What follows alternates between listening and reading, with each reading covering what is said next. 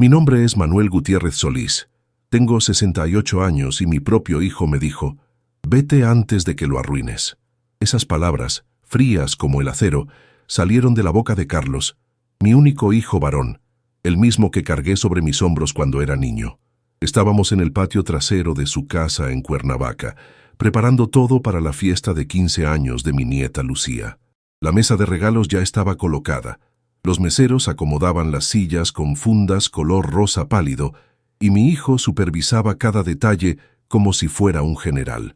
Antes de continuar con la historia, por favor, haz clic en el botón de me gusta, suscríbete al canal y comenta desde dónde estás viendo. Tu ayuda es muy importante. Yo solo quería ayudar. Había madrugado para llegar desde mi pequeño departamento en Ciudad de México. 3 horas de camión para estar presente, para sentirme útil. Llevaba en las manos una caja de madera tallada, un regalo que fabriqué durante 2 meses para mi nieta. Un joyero con su nombre grabado a mano, con la técnica que aprendí después de 30 años como carpintero. «Papá, mejor guarda eso», me dijo Carlos cuando vio la caja. «Lucía ya no está para esas cosas. Lo que quiere son cosas modernas, electrónicas, ya sabes». No dije nada. Guardé la caja en la bolsa de mi chamarra gastada. El sol de febrero calentaba, pero sentí un frío que venía de adentro. Carlos siguió hablando con los meseros, con su esposa Mariana, con todos menos conmigo. Me senté en una silla alejada, observando cómo la familia que formé se movía sin necesitarme. La música comenzó a sonar mientras probaban el equipo, canciones que no reconocía, con ritmos que nunca entendí. Vi a Lucía salir al patio con sus amigas, todas vestidas como si fueran mayores, con celulares en las manos, riendo de cosas que yo jamás comprendería. Mi nieta ni siquiera notó que yo estaba ahí. «Deberías habernos avisado que vendrías», me dijo Carlos cuando por fin se acercó. «No estaba en los planes que estuvieras desde tan temprano». «Soy tu padre», le respondí con la voz quebrada. «Soy el abuelo de Lucía». «Sí, papá, pero las cosas han cambiado. Esta fiesta es diferente. Hay gente importante, los padres de sus amigas, socios de la empresa. Tú no». No terminó la frase, pero entendí lo que quería decir. Yo no encajaba. Con mis manos callosas, mi ropa sencilla, mi manera de hablar. El padre de Carlos, el abuelo de Lucía, era una vergüenza para esta nueva vida que habían construido. «¿Quieres que me vaya?», pregunté con un nudo en la garganta. Fue entonces cuando lo dijo, mirando hacia otro lado, como si le hablara al viento. «Vete antes de que lo arruines. Puedes venir mañana cuando todo haya terminado. Te llamaremos». 36 años criándolo. Noches sin dormir cuando se enfermaba. 2 trabajos para pagar su universidad. La hipoteca de la casa que vendí para que pusiera su negocio. Todo eso pasó frente a mis ojos mientras me ponía de pie con las piernas temblando. Salí por la puerta trasera, sin despedirme de nadie. Nadie notó que me fui. Caminé hasta la parada del autobús con la caja de madera en las manos, esa que había tallado noche tras noche, pensando en la sonrisa de mi nieta. Durante el viaje de regreso a la ciudad, con la frente apoyada en la ventanilla del autobús, recordé a mi padre. Él murió trabajando con las botas puestas, como decía orgulloso. Nunca llegó a viejo, nunca tuvo que enfrentar el desprecio de sus hijos. Tal vez fue mejor así.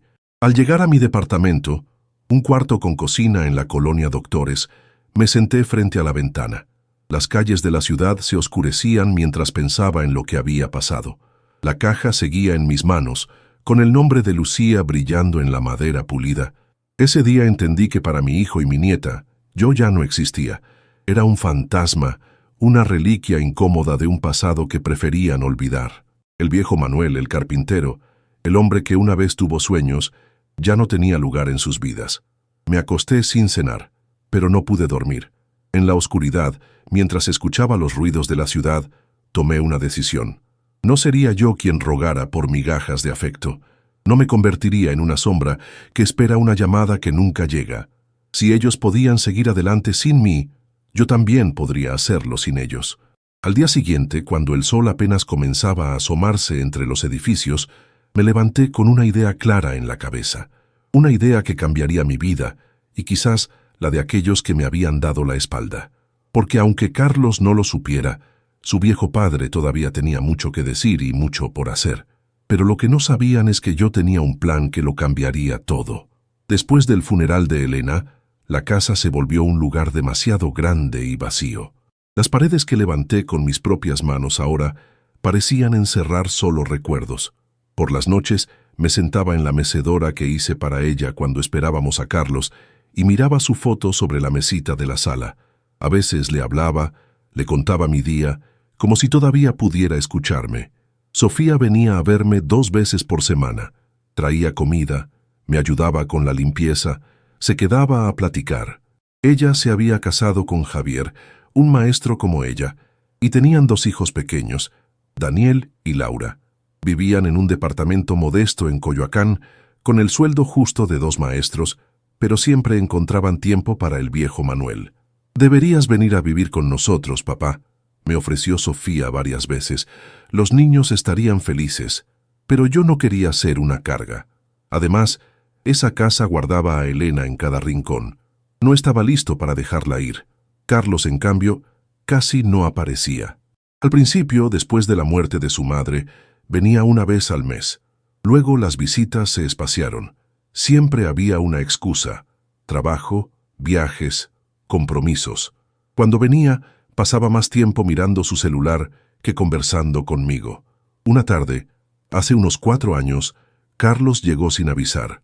Venía elegante, con traje y corbata. Se sentó en la sala y miró alrededor con cierto desdén.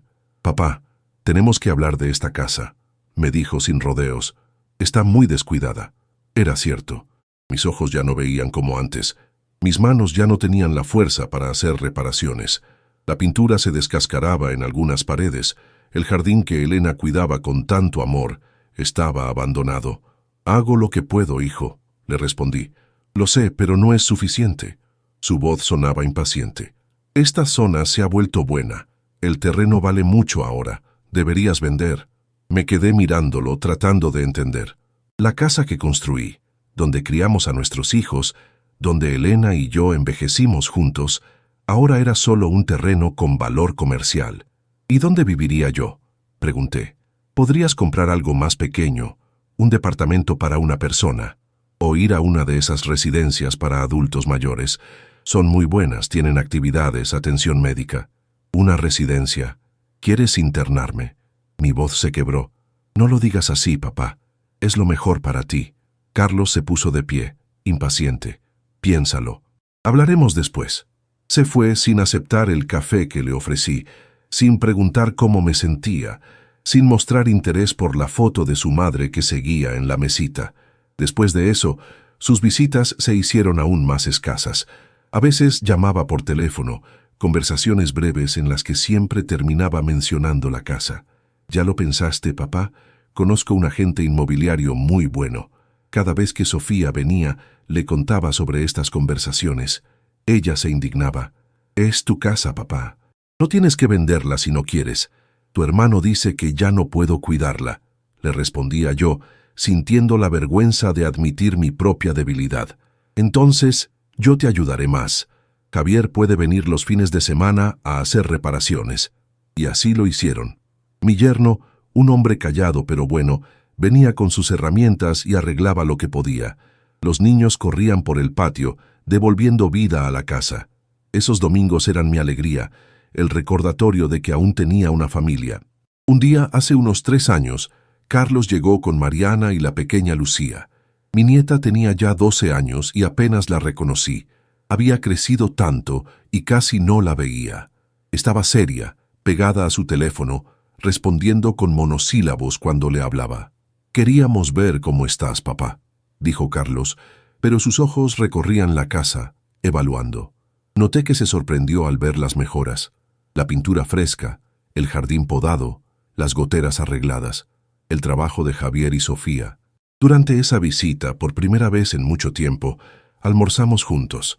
Preparé los chilaquiles que a Carlos le gustaban de niño. Apenas los probó. Lucía ni siquiera quiso sentarse a la mesa. «¿Podemos irnos ya?», le preguntó a su padre. «Me aburro». Carlos le dirigió una mirada de disculpa. «Es la edad», justificó, pero yo sabía que era más que eso. Mi nieta había crecido sin conocerme, sin saber quién era su abuelo más allá de un viejo que vivía en una casa antigua en un barrio que sus padres consideraban inferior. Después de esa visita, Carlos empezó a usar otra estrategia. Ya no hablaba de vender la casa, sino de lo preocupado que estaba por mi salud.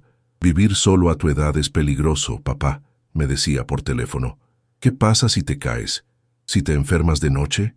No le faltaba razón. A mis 65 años, los achaques eran más frecuentes. La artritis en mis manos, consecuencia de décadas trabajando la madera, me dificultaba tareas simples, pero no quería darle la razón. Un día, Sofía llegó alterada. Había hablado con Carlos. ¿Es cierto que te quiere llevar a una residencia, papá?, me preguntó indignada. Dice que es por mi bien, respondí avergonzado. ¿Y la casa? ¿Qué pasaría con ella? Quiere venderla. Dice que el dinero serviría para pagar la residencia. Sofía se sentó frente a mí, tomó mis manos entre las suyas. Sus manos suaves de maestra, sosteniendo mis manos ásperas, llenas de cicatrices del trabajo. Papá, esta casa es tuya. Tú la construiste. Mamá y tú nos criaron aquí. No dejes que Carlos te presione. Tu hermano dice que ya no puedo vivir solo, que soy demasiado viejo, le confesé con un nudo en la garganta. Entonces ven con nosotros, insistió ella. Tenemos poco espacio, pero haremos que funcione. Pero yo sabía que su departamento era pequeño, que apenas cabían ellos 4. No quería ser una carga para mi hija, que ya tenía suficientes preocupaciones con su trabajo y sus hijos. Lo pensaré, le dije, aunque en mi corazón sabía que no aceptaría. Las semanas siguientes, Carlos intensificó su campaña. Me enviaba folletos de residencias. Me llamaba para contarme sobre amigos suyos que habían internado a sus padres y lo felices que estaban. Te visitaríamos más seguido, me prometía. Estarías más cerca de nuestra casa. Un domingo, mientras comía con Sofía y su familia, sonó el teléfono. Era Carlos invitándome a la fiesta de 15 años de Lucía. Será algo especial, papá. En nuestra casa de Cuernavaca. Quiero que estés ahí. Me emocioné. Por fin mi hijo me incluía en algo importante. Por fin podría estar cerca de mi nieta en un día tan especial para ella. Claro que iré, le dije con la voz quebrada por la emoción. Perfecto. Y quizás después podamos hablar de, ya sabes, tus planes futuros. Sofía, que escuchaba a mi lado de la conversación, me miró con preocupación cuando colgué. Ten cuidado, papá, me advirtió. No dejes que te presione. Es mi hijo, le respondí, y quiero ver a mi nieta. Los días siguientes los dediqué a preparar el regalo para Lucía. En mi pequeño taller en el patio trasero, ese que ya casi no usaba, comencé a tallar una caja de madera. Mis manos dolían, pero el recuerdo de cómo trabajar la madera seguía intacto. Tallé su nombre, adorné la tapa con flores, barnicé cada superficie hasta que brilló como el sol. El día antes de la fiesta, Sofía vino a verme. Miró la caja terminada y sonrió. Es hermosa, papá. A Lucía le encantará. Eso espero, le dije, aunque en mi corazón tenía dudas. ¿Quieres que te llevemos, Javier y yo?, me ofreció. No, hija, iré en autobús. Sé cómo llegar. Me abrazó antes de irse. Un abrazo largo, como si presintiera algo. Recuerda quién eres, papá, me dijo al oído. El hombre que construyó una vida con sus manos. La mañana siguiente a la fiesta de Lucía, me desperté con el primer rayo de sol que se coló por mi ventana. Había dormido mal, con la imagen de Carlos diciéndome que me fuera todavía fresca en la memoria. El rechazo dolía como una herida abierta, pero algo más profundo había despertado en mí. Una especie de resolución silenciosa que crecía con cada latido. Me levanté, preparé café y me senté frente a la ventana. Las calles de la colonia Doctores comenzaban a llenarse de vida. Vendedores ambulantes, trabajadores apresurados, madres llevando niños a la escuela. La vida seguía su curso, indiferente a mi dolor. En la mesa, junto a mi taza de café, estaba la caja que había tallado para Lucía. La acaricié con la punta de los dedos, sintiendo cada surco, cada detalle que mis viejas manos habían creado con amor. Decidí que no la guardaría. La pondría en la repisa, como recordatorio de lo que había perdido, pero también de lo que aún podía crear. El teléfono sonó. Era Sofía. ¿Cómo estás, papá? Su voz sonaba preocupada. Te estuve llamando anoche. Estoy bien, hija. Mentí. No quería preocuparla. ¿Cómo estuvo la fiesta de Lucía? Dudé un momento. Podía contarle todo, el rechazo, las palabras crueles, pero ¿para qué cargarla con más problemas? No pude quedarme, dije finalmente. Hubo un imprevisto. El silencio al otro lado de la línea me dijo que Sofía no me creía, pero no insistió. Vamos a visitarte el domingo, papá. Los niños quieren verte. Los estaré esperando, respondí, agradecido por tener al menos una hija que aún me quería en su vida. Después de colgar, tomé una decisión. No me quedaría esperando la próxima humillación. No seguiría siendo el viejo incómodo, la carga, el problema a resolver. Era hora de tomar las riendas de lo que me quedaba de vida. Ese mismo día fui al banco. La pequeña pensión que recibía cada mes apenas alcanzaba para sobrevivir, pero durante años había guardado algo. Un poco aquí, otro poco allá. El dinero que Elena y yo ahorramos para por si acaso. Ese por si acaso había llegado. Quiero cerrar mi cuenta, le dije a la señorita del banco. Sus ojos mostraron sorpresa. Un viejo cerrando su cuenta no era buena señal. ¿Está seguro, señor Gutiérrez? ¿No prefiere solo retirar una parte? Estoy seguro, respondí con una firmeza que no sentía desde hace años. Salí del banco con el dinero en el bolsillo y una mezcla de miedo y determinación en el corazón. Luego fui a la terminal de autobuses y compré un boleto para el día siguiente.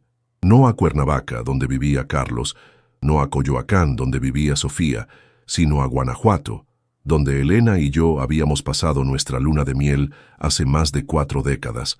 De regreso en mi departamento, comencé a empacar lo poco que necesitaría. Algo de ropa, mis medicinas, la foto de Elena que siempre me acompañaba.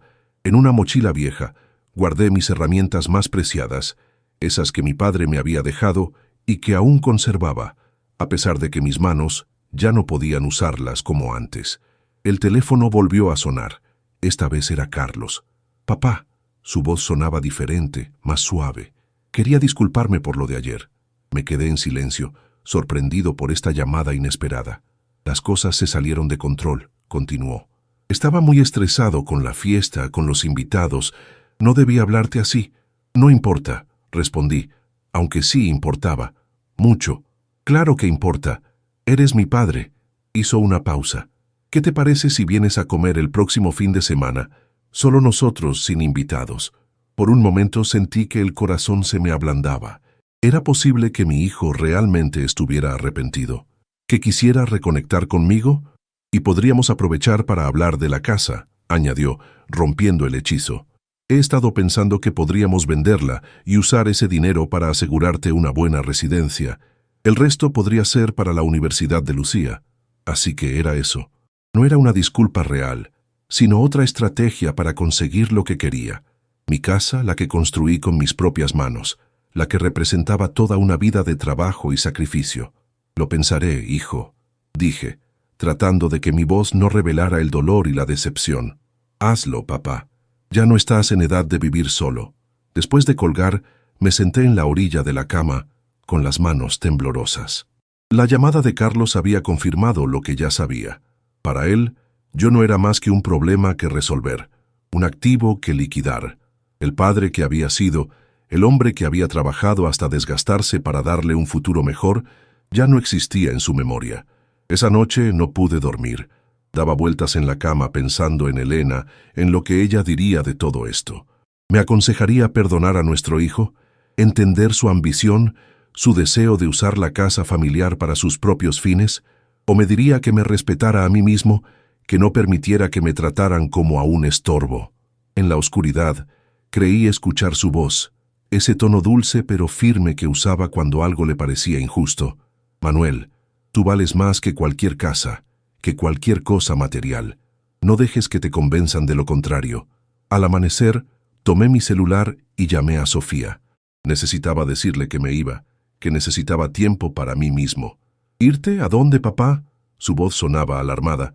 A Guanajuato por un tiempo. Necesito pensar, estar solo. Pero papá, ¿por qué tan lejos? Puedes quedarte con nosotros. Lo sé, hija, y te lo agradezco, pero esto es algo que necesito hacer por mí mismo. Hubo un silencio largo. Podía imaginar a Sofía al otro lado de la línea, preocupada, quizás incluso pensando que su viejo padre estaba perdiendo la cabeza. ¿Es por lo que pasó con Carlos? Me dijiste que hubo un imprevisto, pero sé que hay algo más. No podía mentirle, no a ella. Le conté todo, las palabras de Carlos, la humillación, cómo me había hecho sentir invisible, innecesario, una carga. Ese idiota, murmuró Sofía, algo que nunca la había escuchado decir. Lo llamaré ahora mismo. No, hija, no quiero que peleen por mi culpa. Esto es entre él y yo. Pero, papá, prométeme que no lo llamarás. Déjame manejar esto a mi manera. Finalmente accedió, aunque a regañadientes. Le aseguré que estaría bien, que la llamaría cada día, que solo necesitaba espacio para pensar. Te quiero, papá, me dijo antes de colgar, y mamá estaría orgullosa de ti, de tu fuerza. Esas palabras me dieron el valor que necesitaba. Después de desayunar salí con mi pequeña maleta y mi mochila de herramientas.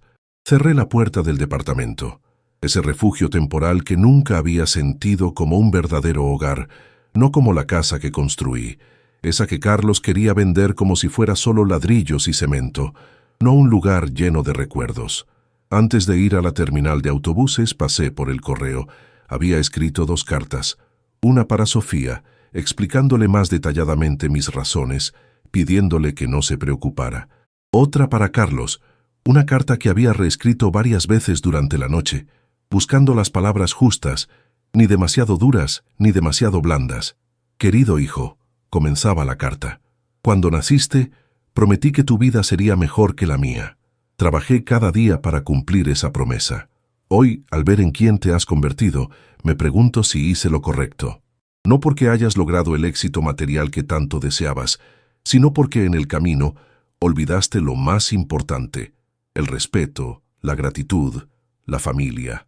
Me pediste que me fuera antes de que arruinara la fiesta de Lucía. Me voy, pero no porque me avergüence de quién soy, sino porque me respeto demasiado para quedarme donde no soy bienvenido. La casa que quieres vender seguirá siendo mía mientras viva. No porque me aferre a lo material, sino porque representa lo que soy, un hombre que construyó algo con sus propias manos. Espero que algún día entiendas la diferencia. Tu padre, Manuel. El autobús a Guanajuato salió puntual a las 10 de la mañana. Me senté junto a la ventanilla, con mi pequeña maleta en el portaequipaje y la mochila con mis herramientas a mis pies. Mientras las calles de la Ciudad de México iban quedando atrás, sentí una mezcla extraña de tristeza y liberación. A mi lado iba sentada una mujer de unos 50 años, con el pelo canoso recogido en un moño. Durante la primera hora de viaje no hablamos, cada uno sumido en sus pensamientos. Fue ella quien rompió el silencio, ofreciéndome una galleta de un paquete que sacó de su bolso. ¿Gusta una, señor? Son caseras. Las acepté con una sonrisa. Estaban buenas, con un sabor a canela que me recordó a las que Elena solía hacer. ¿Va de visita a Guanajuato?, me preguntó. Algo así, respondí. No quería entrar en detalles con una desconocida. Yo vuelvo a casa, dijo ella sin que le preguntara. Estuve en México visitando a mi hijo y su familia. Tienen un bebé, mi primer nieto. Felicidades, le dije, sintiendo una punzada al pensar en Lucía, la nieta que apenas me conocía. ¿Y usted? ¿Tiene nietos?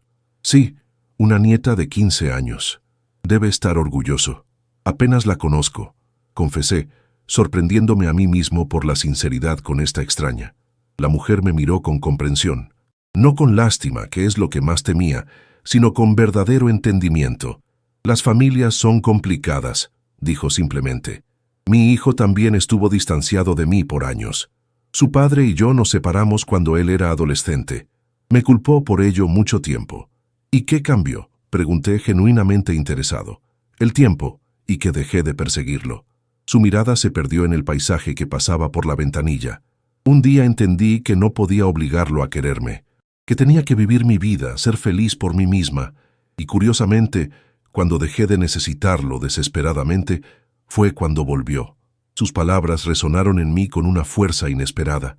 ¿No era eso lo que estaba haciendo? Dejar de perseguir la aprobación de Carlos, dejar de ser el padre necesitado y convertirme en un hombre con valor propio. El resto del viaje hablamos de cosas más ligeras. Se llamaba Pilar, era maestra jubilada, vivía sola en una pequeña casa en Guanajuato. Me habló de las callejuelas empedradas, de los colores de las casas, de los músicos en las plazas. Cuando llegamos a la terminal, intercambiamos números de teléfono, prometiendo tomar un café algún día. «Buena suerte, don Manuel», me dijo al despedirse. «Recuerde que nunca es tarde para comenzar de nuevo». Con esas palabras resonando en mi cabeza, tomé un taxi hacia el centro de la ciudad. Había reservado una habitación en una pequeña posada, nada lujoso, pero limpio y acogedor. La dueña, doña Consuelo, una mujer robusta de unos 60 años, me recibió con amabilidad. «¿Viene de vacaciones, don Manuel?», me preguntó mientras me mostraba la habitación. «Vengo a recordar», le respondí. «Mi esposa y yo pasamos nuestra luna de miel aquí hace muchos años». «¿Y su esposa?». «Falleció hace 6 años». Doña Consuelo hizo un gesto de comprensión. «Lo siento. Debe extrañarla mucho». «Cada día», admití, pero ella querría que siguiera viviendo. La habitación era pequeña pero acogedora, con una cama individual, un armario antiguo y una ventana que daba a un patio interior con una bugambilia en flor. Dejé mi maleta sobre la cama y mis herramientas en un rincón.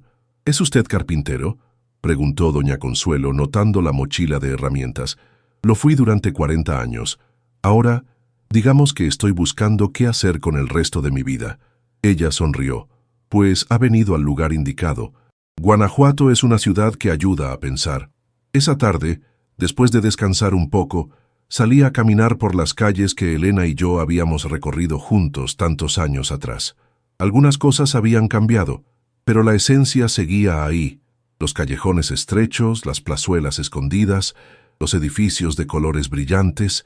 Me senté en una banca del Jardín de la Unión, donde un trío de músicos tocaba boleros antiguos. Cerré los ojos y por un momento pude sentir a Elena sentada junto a mí, su mano en la mía, su risa suave ante algo que dije. «¿Recuerdas, Manuel? Aquí prometimos que envejeceríamos juntos». Pero ella se había ido demasiado pronto, dejándome solo para enfrentar esta última etapa de la vida. Al anochecer volví a la posada. Doña Consuelo estaba en la pequeña recepción, tejiendo algo con ganchillo. «¿Cenó algo, don Manuel?» «Comí una quesadilla en la plaza», le respondí. «Mañana cene aquí. Mi hija cocina muy bien y no le cobraremos extra». Asentí agradecido por la amabilidad. Antes de subir a mi habitación, decidí preguntarle algo que había estado dando vueltas en mi cabeza durante la caminata. «Doña Consuelo, ¿sabe si hay algún taller de carpintería por aquí cerca, donde tal vez necesiten ayuda, o donde pueda usar mis herramientas?» Ella pensó un momento. «Está el taller de don Emilio, a unas cuadras de aquí. Es un hombre mayor, como usted. Hace muebles artesanales, pero últimamente su vista no anda bien. Quizás él podría necesitar una mano. ¿Podría indicarme cómo llegar?» Doña Consuelo me dio las indicaciones y prometió presentarme ella misma al día siguiente. «Es mi primo», confesó con una sonrisa. Esa noche, acostado en la cama desconocida, escuchando los sonidos de una ciudad que no era la mía, pensé en lo que estaba haciendo. ¿Era una locura? ¿Un arranque de orgullo herido? ¿O era, como había dicho Pilar, el comienzo de algo nuevo? Tomé mi celular y vi que tenía 3 llamadas perdidas de Sofía y un mensaje de Carlos. El mensaje decía simplemente: «Papá, ¿dónde estás? Pasé por tu departamento y no había nadie. Llámame». Llamé a Sofía primero. «Papá», estaba preocupada. «¿Llegaste bien?» «Sí, hija. Estoy en una posada muy linda. La dueña es muy amable». Carlos me llamó. «Está molesto porque no le avisaste que te ibas». Sentí una punzada de irritación. No sabía que debía informarle de mis movimientos. «Papá», su voz sonaba conciliadora. «Entiendo que estés dolido, pero es tu hijo». «Lo sé, Sofía, y porque es mi hijo me duele más lo que hizo». Hubo un silencio al otro lado de la línea. «¿Por cuánto tiempo te quedarás allá?», preguntó finalmente. «No lo sé. Necesito tiempo para pensar, para decidir qué quiero hacer con lo que me queda de vida». «Suenas. Está diferente, papá». «Me siento diferente», admití. «Por primera vez en mucho tiempo, siento que estoy tomando decisiones por mí mismo, no por lo que otros esperan de mí». Después de hablar un poco más, prometiéndole que estaría bien y que la mantendría informada, colgamos. No llamé a Carlos. En vez de eso le envié un mensaje. «Estoy bien. Necesito tiempo para mí. Por favor, respeta eso». A la mañana siguiente, me desperté con los primeros rayos del sol. Después de desayunar un café con pan dulce que doña Consuelo insistió en invitarme, salimos rumbo al taller de su primo. El taller de don Emilio estaba en un callejón estrecho, en la planta baja de una casa antigua. Un letrero desgastado anunciaba «Carpintería artesanal, desde 1967». El olor a madera y barniz me recibió como un viejo amigo en cuanto entramos. Don Emilio resultó ser un hombre delgado, de mi edad, o quizás un poco mayor, con manos nudosas y una barba blanca bien recortada. Llevaba puestos unos lentes gruesos y trabajaba en un pequeño banco tallando lo que parecía ser una figura de madera. «Primo», lo saludó doña Consuelo, «te traigo visita. Es don Manuel, de la Ciudad de México. También es carpintero». Don Emilio levantó la vista de su trabajo y me miró a través de sus lentes. Tenía los ojos claros, casi transparentes, pero se notaba que no veían bien. «Carpintero, ¿eh? ¿De los que hacen muebles en serie o de los que respetan la madera?» «De los segundos», respondí sin dudar. «Aprendí el oficio de mi padre y de un viejo maestro. Nunca usé máquinas y podía usar mis manos». Don Emilio sonrió, mostrando algunos huecos en su dentadura. «Entonces siéntese, colega. Consuelo, tráenos café. Este hombre y yo tenemos que hablar». Doña Consuelo se fue, dejándonos solos. Don Emilio me mostró su taller, pequeño pero bien organizado, con herramientas antiguas pero bien cuidadas. Me contó que había aprendido el oficio de su padre, igual que yo, y que durante años había hecho muebles para las mejores casas de Guanajuato. «Pero ahora la vista me falla», confesó con cierta amargura. «Y las manos ya no me responden como antes. Tengo pedidos que no puedo cumplir». Mientras hablábamos observé una mecedora a medio terminar en un rincón. Era un trabajo hermoso, con detalles tallados en los brazos. «¿Puedo?», pregunté acercándome a ella. «Adelante», respondió don Emilio. «Es para una señora que acaba de ser abuela. Lleva un mes esperándola, pero estos viejos ojos ya no distinguen bien los detalles». Pasé mis manos por la madera, sintiendo su textura, apreciando el trabajo. «Es cedro», dije. «Buena elección para una mecedora. Durará generaciones». Don Emilio me miró con interés renovado. «¿Le gustaría ayudarme a terminarla?». «Le pagaría, por supuesto». La propuesta me tomó por sorpresa. No había pensado en volver a trabajar, no a mi edad, con mis manos artríticas. Pero al tocar esa madera, al oler el taller, sentí que algo dentro de mí, algo que creía muerto, volvía a la vida. «Me encantaría», respondí, sorprendiéndome a mí mismo, y así, sin planearlo, encontré lo que había venido a buscar a Guanajuato sin saberlo. Un propósito, una razón para seguir adelante, para demostrarme a mí mismo y a quienes me habían hecho a un lado que el viejo Manuel todavía tenía mucho que ofrecer. Las semanas se convirtieron en meses casi sin darme cuenta. La mecedora para la abuela fue solo el comienzo. Don Emilio y yo formamos un equipo perfecto, él con su experiencia y conocimiento de las maderas locales, yo con mis manos que, aunque dolían por las mañanas, todavía recordaban cada movimiento, cada técnica. Sus ojos y mis manos se complementaban como si hubiéramos trabajado juntos toda la vida. La posada de doña Consuelo se convirtió en mi hogar. Mi habitación dejó de ser un lugar de paso para convertirse en mi espacio. Coloqué la foto de Elena en la mesita de noche, acomodé mi ropa en el armario y mis herramientas encontraron su lugar junto a la ventana, donde la luz del sol las hacía brillar por las mañanas. Sofía me llamaba todos los días. Al principio sus llamadas estaban llenas de preocupación, luego de curiosidad y finalmente de alegría al escucharme hablar con entusiasmo de mi nuevo trabajo, de las personas que iba conociendo, de la vida que estaba construyendo. «Nunca te había escuchado así, papá», me dijo un día. «Suenas feliz». «Lo estoy, hija», le respondí, sorprendido yo mismo por la verdad de esas palabras. Carlos, en cambio, se limitaba a enviar mensajes cortos y espaciados. «¿Cómo estás? ¿Necesitas algo? ¿Cuándo vuelves?». Nunca preguntaba por mi trabajo, por mi vida en Guanajuato, y yo nunca le contaba. Nuestra relación se había reducido a formalidades, a cumplir con lo mínimo. Una tarde, mientras trabajaba en una mesa de comedor que nos habían encargado, recibí una llamada de un número desconocido. Era Lucía, mi nieta. «¿Abuelo?». Su voz sonaba insegura, como si hablara con un extraño, ¿Qué es lo que era para ella? Lucía, respondí, dejando a un lado el cincel. ¡Qué sorpresa! Papá no sabe que te estoy llamando, confesó. Conseguí tu número del teléfono de tía Sofía. ¿Está todo bien?, pregunté preocupado. Sí, es solo que encontré algo tuyo. Mi corazón dio un vuelco. ¿Algo mío? Una caja de madera con mi nombre. La encontré en el garaje, en una caja con cosas viejas.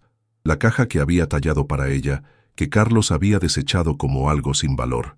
La caja que nunca llegó a sus manos el día de su fiesta.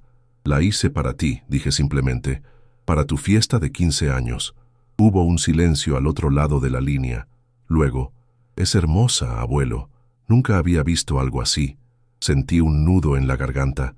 Me alegro que te guste. Papá dice que eres carpintero. Lo fui durante muchos años y lo sigo siendo aquí en Guanajuato. ¿Podrías enseñarme algún día?, preguntó sorprendiéndome. Me gusta dibujar, crear cosas con las manos. Claro que sí, respondí, tratando de controlar la emoción en mi voz. Cuando quieras. Hablamos unos minutos más. Me contó de la escuela, de sus amigas, de su interés por el arte.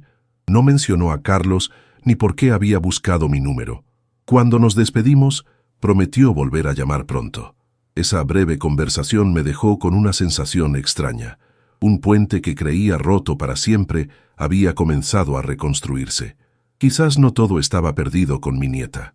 El pedido de la mesa de comedor venía de una familia adinerada de la ciudad.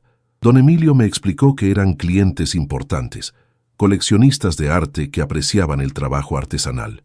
La mesa debía ser especial, con incrustaciones y tallas que contaran una historia. Les dije que tenía a un maestro de la Ciudad de México trabajando conmigo, me confesó don Emilio. Se entusiasmaron mucho. Trabajamos en esa mesa durante semanas. Yo tallé en el borde escenas de la ciudad, callejones, plazuelas, músicos, todo lo que había capturado mi mirada durante mis caminatas. Don Emilio se encargó de las incrustaciones, combinando maderas de diferentes tonos para crear patrones geométricos en la superficie. El día de la entrega, los dueños de la casa nos invitaron a cenar. Era una mansión antigua en lo alto de la ciudad, con una vista espectacular. El comedor, donde instalamos la mesa, era amplio, con techos altos y un candelabro de cristal. La señora de la casa, una mujer elegante de unos 60 años, examinó cada detalle de nuestro trabajo con ojos expertos. «Es extraordinaria», dijo finalmente, «especialmente estas tallas. Tienen alma». «Son obra de don Manuel», explicó don Emilio con orgullo. «Tiene manos de artista». Durante la cena me preguntaron por mi historia, cómo había llegado a Guanajuato, por qué había dejado la Ciudad de México.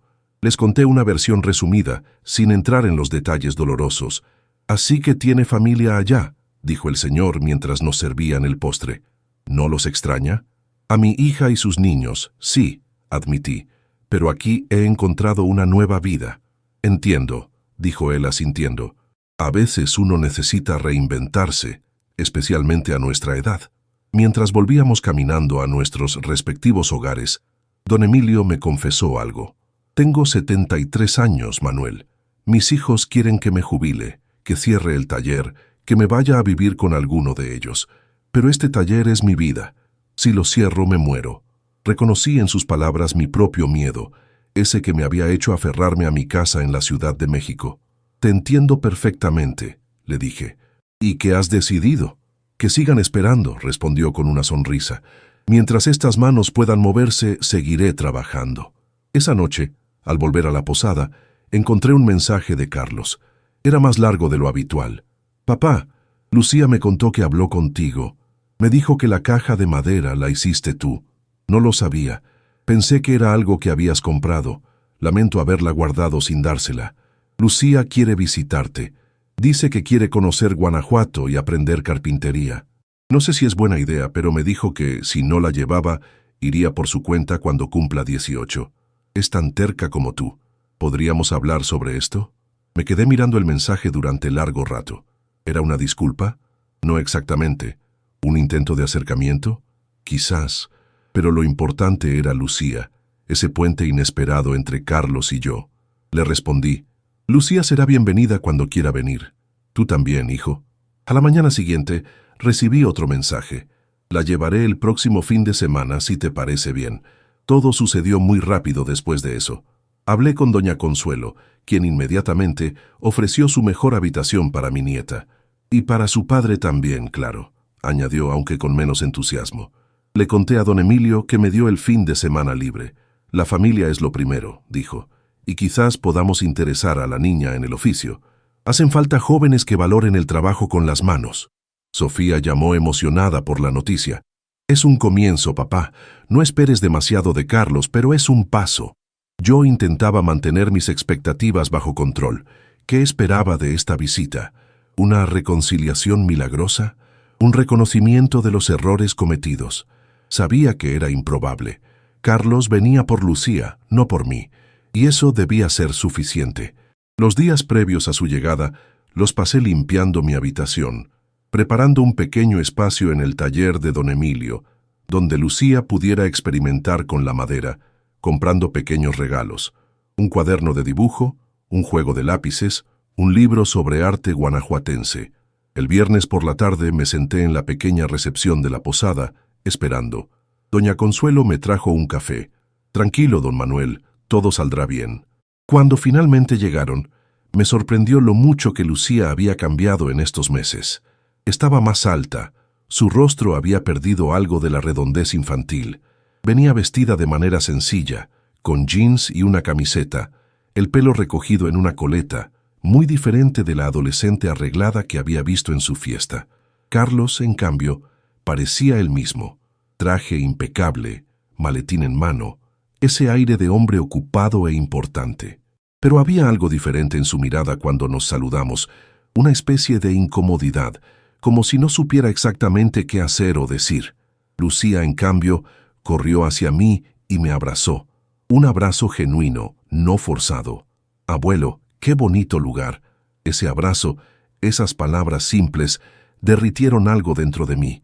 Durante años había intentado ser parte de su vida, y ella me había ignorado, influenciada por la actitud de sus padres.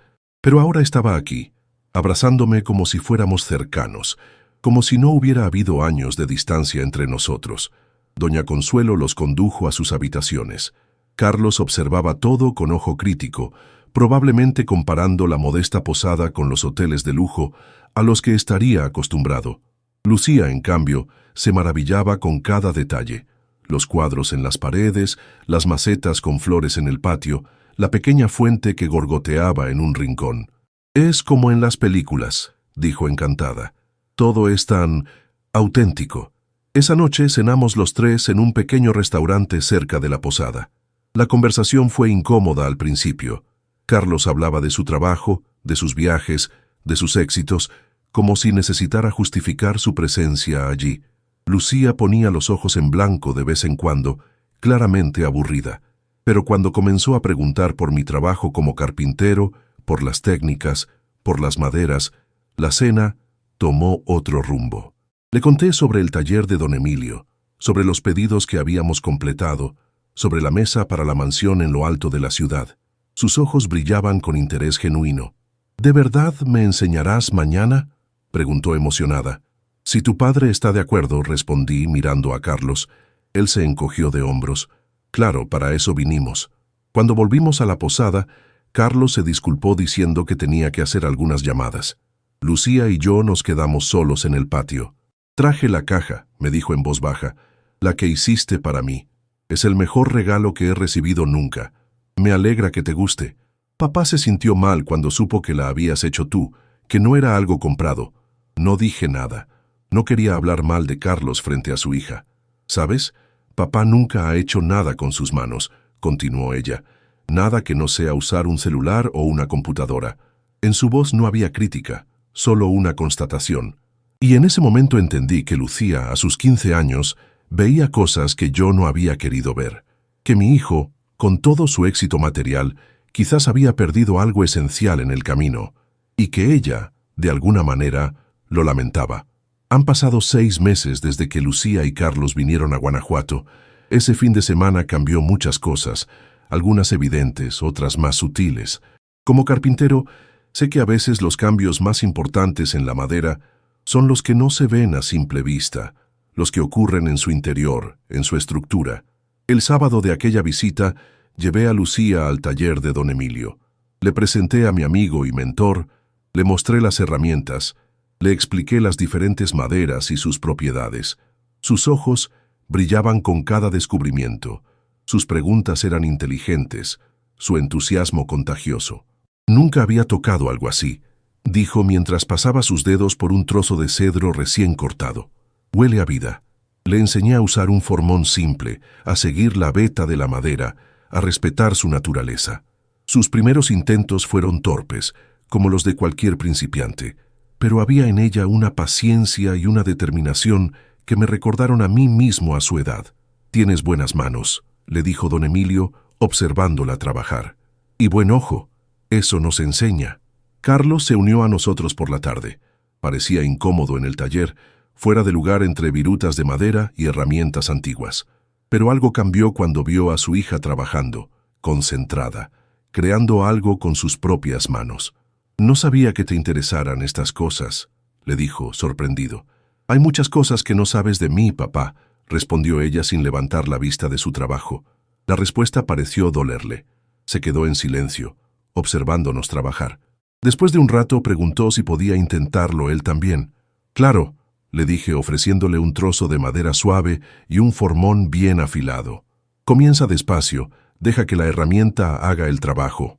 Sus manos, acostumbradas a teclear en computadoras y firmar documentos, eran torpes con las herramientas. Se frustró rápido, dejó el formón a un lado. «Esto no es lo mío», dijo, como disculpándose. «Es cuestión de práctica», respondió don Emilio. «Nadie nace sabiendo». «Algunos tenemos otras habilidades», dijo Carlos a la defensiva. «Cada quien lo suyo». Lucía lo miró con algo parecido a la lástima. «¿Nunca te enseñó el abuelo?» La pregunta quedó flotando en el aire. Carlos me miró y por un momento vi en sus ojos al niño que pasaba las tardes en mi taller, antes de que la ambición y el deseo de una vida diferente lo alejaran de mí, de mis enseñanzas, de mi mundo. «Lo intenté», respondí suavemente, «pero tu padre tenía otros intereses». Esa noche, mientras Lucía descansaba, Carlos y yo nos quedamos solos en la terraza de la posada. El cielo estaba lleno de estrellas, el aire fresco de la montaña nos envolvía. «Es una buena niña», dije, rompiendo el silencio. «Tiene talento». «Siempre ha sido diferente», respondió él.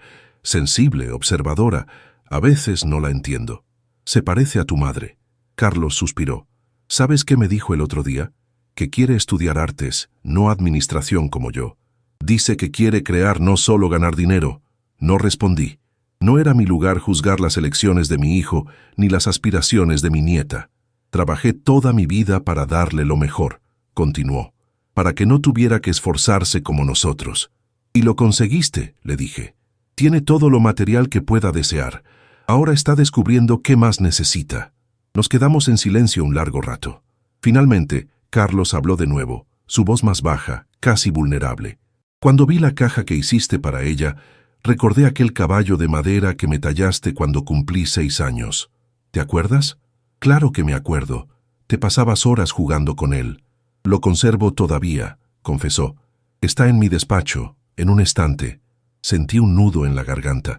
Nunca hubiera imaginado que Carlos guardara algo así, algo tan simple, tan alejado de su vida actual de lujos y apariencias. «Papá», dijo después de otro largo silencio. «Lamento lo que pasó en la fiesta de Lucía. No tengo excusa. No era exactamente una disculpa, pero era más de lo que esperaba». «Está olvidado», respondí, aunque no era del todo cierto. El dolor seguía ahí, atenuado pero presente, como una vieja herida que duele cuando cambia el clima.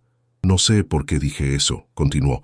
«Estaba estresado, preocupado por impresionar a los invitados, a los socios de la empresa. No es justificación, lo sé. Cada quien tiene sus prioridades, hijo. Las tuyas son diferentes a las mías». «¿Volverás a casa?», preguntó cambiando de tema. «Esta es mi casa ahora», respondí con calma. «Aquí tengo un propósito, amigos, un trabajo que me respeta. ¿Y la casa de Iztapalapa? ¿Qué pasará con ella?» Ahí estaba de nuevo, la preocupación por lo material. «Seguirá siendo mía mientras viva», respondí firmemente. «Después, ya veremos». No insistió. Algo había cambiado en nuestra relación. No era una reconciliación completa, pero había un nuevo respeto, un reconocimiento mutuo de nuestras diferencias. Cuando se marcharon el domingo, Lucía me abrazó fuerte y prometió volver pronto. Carlos me dio la mano, un gesto formal pero sincero. «Cuídate, papá», me dijo, «y gracias por este fin de semana». Desde entonces, Lucía ha venido a visitarme una vez al mes, a veces sola, tomando el autobús desde la Ciudad de México, con el permiso a regañadientes de sus padres, a veces con Sofía y sus primos. Nunca más con Carlos, aunque él llama ocasionalmente, conversaciones breves pero cordiales. La caja que Lucía comenzó a tallar aquel sábado ha evolucionado en algo más ambicioso. Don Emilio y yo la estamos enseñando a hacer un escritorio pequeño, con cajones y compartimentos secretos. Es un proyecto a largo plazo, que tardará meses, quizás años en completarse, pero no hay prisa. Lo importante es el proceso, no el resultado. «¿Crees que podría ser carpintera profesional?», me preguntó un día mientras lijaba una pieza con esmero. «Podrías ser lo que quisieras», le respondí. «Tienes talento, perseverancia e inteligencia. Eso es todo lo que necesitas». «Papá dice que no hay futuro en los oficios manuales», confesó, «que todo se fabricará con máquinas e impresoras 3D. Tu padre ve el mundo a su manera», le dije, «y no está del todo equivocado. Pero siempre habrá quien valore lo hecho a mano, lo único, lo que tiene alma. No todo puede reducirse a su utilidad o a su precio». Mi vida en Guanajuato se ha establecido en una rutina tranquila y satisfactoria. Sigo viviendo en la posada de Doña Consuelo. Aunque ahora pago un alquiler justo, no acepto caridad. Trabajo con don Emilio 5 días a la semana. Nuestro taller se ha hecho conocido, tenemos pedidos para meses. A veces doy pequeños talleres para turistas, enseñándoles lo básico de la talla en madera. El dinero no es mucho, pero es suficiente. Tengo un techo, comida en la mesa, amigos con quienes compartir una cerveza al atardecer, y tengo mi dignidad intacta. Sofía viene a verme regularmente. La última vez trajo a su esposo y a los niños. Nos sentamos todos en el Jardín de la Unión, comiendo nieves, escuchando a los músicos. «Te ves bien, papá», me dijo. «Más joven, más vivo». La casa en Iztapalapa sigue ahí, cerrada pero no abandonada. Javier va una vez al mes a revisar que todo esté en orden, a pagar los servicios. No sé qué haré con ella eventualmente. Quizás se la deje a Sofía o a mis nietos, no a Carlos, que no la valoraría. O quizás la venda algún día, cuando esté listo para soltar ese último vínculo con mi vida anterior. Elena habría aprobado mis decisiones, estoy seguro. Ella siempre decía que la vida es demasiado corta para vivirla complaciendo a otros. «Sé fiel a ti mismo, Manuel», me decía. «Es lo único que puedes llevarte cuando te vayas». A veces, en las noches, saco su foto y le cuento mi día, como lo hacía en la soledad de mi departamento en la Ciudad de México. Pero ahora, mis relatos son diferentes. Le hablo de los proyectos en el taller, de las visitas de Lucía, de los amigos que he hecho aquí. Ya no hay amargura en mis palabras. No hay ese peso que me aplastaba el pecho. Ayer cumplí 69 años. Doña Consuelo organizó una pequeña fiesta en el patio de la posada. Don Emilio trajo tequila, los vecinos trajeron comida, hubo música y risas. Sofía vino con su familia. Lucía llegó por sorpresa, trayendo un pastel que había horneado ella misma. Carlos no vino, pero envió un mensaje y un regalo, una caja de herramientas nuevas de buena calidad. El mensaje decía simplemente: «Para tus manos que aún tienen mucho que crear. Feliz cumpleaños, papá». No es una relación perfecta, pero es un comienzo. Y a mi edad he aprendido que los comienzos son valiosos, incluso los tardíos. Mi hijo me dijo una vez: «Vete antes de que lo arruines», y me fui, pero no para esconderme, no para desaparecer. Me fui para encontrarme a mí mismo, para recordar quién era más allá de ser padre y abuelo. Me fui para demostrar principalmente a mí mismo que el viejo Manuel todavía tenía valor, todavía tenía algo que ofrecer al mundo. Y en ese proceso, sin buscarlo, recuperé algo que creía perdido para siempre: el respeto. El respeto de otros, sí, pero sobre todo, el respeto por mí mismo. Si mi historia te conmovió, te invito a suscribirte a este canal para conocer más relatos como este. Tu apoyo es lo que me da fuerzas para seguir compartiendo estas experiencias de vida.